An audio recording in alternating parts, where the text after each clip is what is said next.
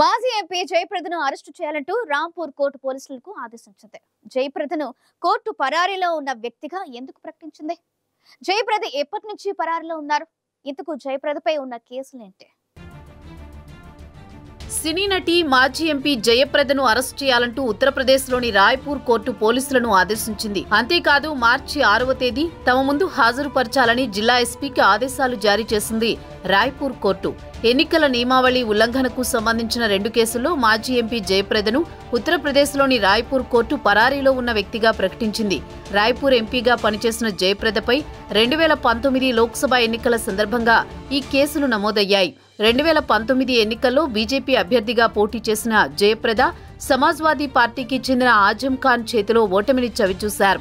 ఎన్నికల నియమావళి ఉల్లంఘన కేసుల్లో ప్రజాప్రతినిధుల ప్రత్యేక కోర్టు పలుమార్లు సమన్లు జారీ చేసినా జయప్రద బేఖాతరు చేశారు. తాజాగా కోర్టు ఆదేశాల మేరకు జయప్రద అరెస్టుకు రాయ్పూర్ ఎస్పీ ప్రత్యేక బృందాన్ని ఏర్పాటు చేశారు.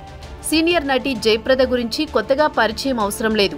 అప్పట్లోని తెలుగు, తమిళం, హిందీ, బెంగాలీ సహా పలు భాషల్లో పాపులర్ అయిన నటి జయప్రద.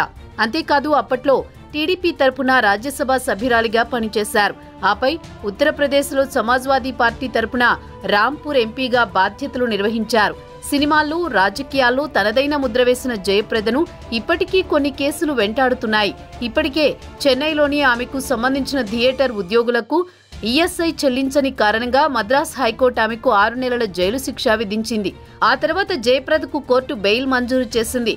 2019లో జయప్రద బీజేపీ తరపున ఎంపీగా పోటీ చేసి తన సమీప సమాజ్వాదీ పార్టీ ప్రత్యర్థి ఆజం ఖాన్ చేతిలో ఓటమి పాలయ్యారు. అప్పట్లో ఎన్నికల సందర్భంగా జయప్రద ఎన్నికల నియమావళి ఉల్లంఘనకు పాల్పడినట్లు ప్రజాప్రతినిధుల కోర్టు జయప్రదకు సమన్లు జారీ చేసింది.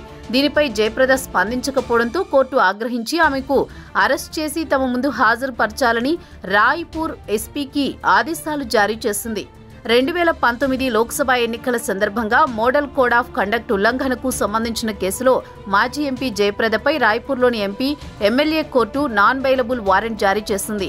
ఈ కేసులో కూడా విచారణ కోసం ఆమె వ్యక్తిగతంగా కోర్టుకు హాజరు కాకపోవడంతో నాన్ బెయిలబుల్ వారెంట్ జారీ చేసింది. ప్రత్యేక లీగల్ ఎపిసోడ్లో నటి జయప్రద గతేడాది ప్రారంభంలో చట్టపరమైన పరిణామాలను ఎదుర్కొన్నారు.